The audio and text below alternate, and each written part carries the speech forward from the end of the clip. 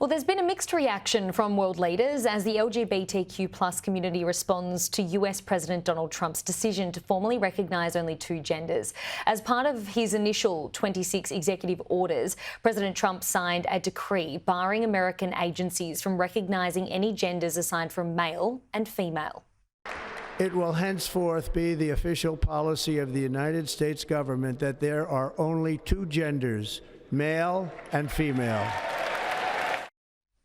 Canada's Conservative Party leader and the man polls indicate is likely to become the next Prime Minister responded today, seemingly in line with President Trump.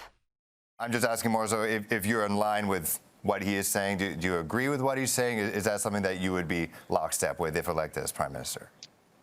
Well, I'm not aware of any other genders than men and women. I mean, if you have any other that you want me to consider, you're welcome to tell me right now. I'm only aware of two, but I mean, if you come up with another list, then you're welcome to do that. But I'm aware of two, and as far as I'm concerned, we should have a government that just minds its own damn business and leaves people alone to make their own personal decisions. Here at home, his executive order is drawing widespread government debate. President Donald Trump this week made an executive order for the government to only recognise two genders, male and female. What's your response to that, and how many genders do you think governments should recognise? Really? I'll say this in a broad sense.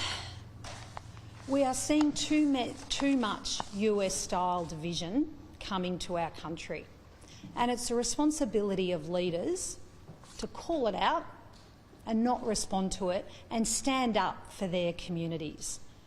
Every Victorian should have the right to practice their faith, whatever that faith may be, and do so safely, and to love who they love and to be who they are.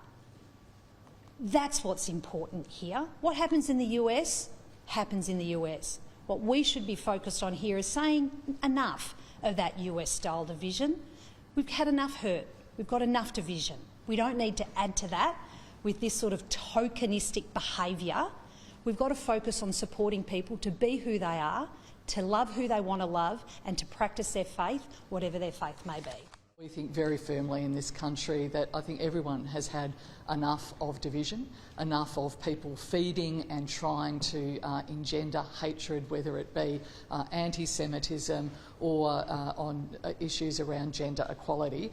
We're getting on with the business of government, we're getting on with the business of delivering for our communities and making sure that we actually continue to have a socially inclusive and a great place for people to live, and that sort of division and people or politicians who want to feed that division here in this country really should have a long, hard look at themselves and think about what they are doing to our community cohesion.